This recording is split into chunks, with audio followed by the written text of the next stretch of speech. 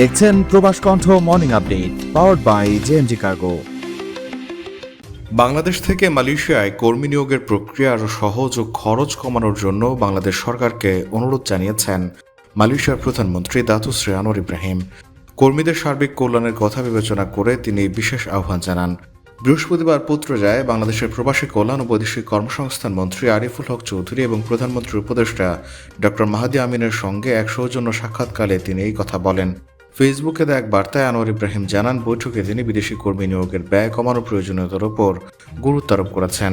বিশেষ করে কর্মীদের আর্থিক সুরক্ষা ও মঙ্গলের স্বার্থে এই খরচ কমানো অত্যন্ত জরুরি বলে তিনি মনে করেন।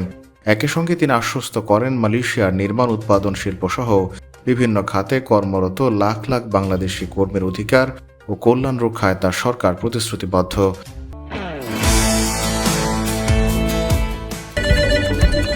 জি, আপনার শিপমেন্ট কল পাঠানো হবে।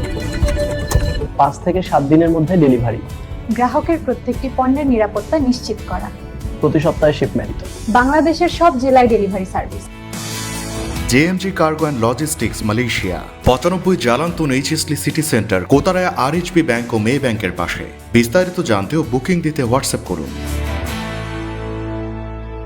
বৈঠকে দ্বিপাক্ষিক সহযোগিতা ও দুই দেশের স্বার্থ সংশ্লিষ্ট বিভিন্ন বিষয়ে আলোচনা হয়। এ সময় আনোয়ার ইব্রাহিম গত 17 ফেব্রুয়ারি বাংলাদেশের প্রধানমন্ত্রী হিসেবে দায়িত্ব গ্রহণ করায় তারেক রহমানকে আবারও অভিনন্দন জানান। আনোয়ার ইব্রাহিম তারেক রহমানকে নিকট ভবিষ্যতে মালয়েশিয়া সফরের জন্য পুনরায় আমন্ত্রণ জানান। তিনি আশা প্রকাশ করেন, পারস্পরিক বিশ্বাস ও সহযোগিতার ভিত্তিতে মালয়েশিয়া ও বাংলাদেশের মধ্যকার দীর্ঘদিনের বন্ধুত্বপূর্ণ সম্পর্ক আগামীতে আরও সুদৃঢ় হবে।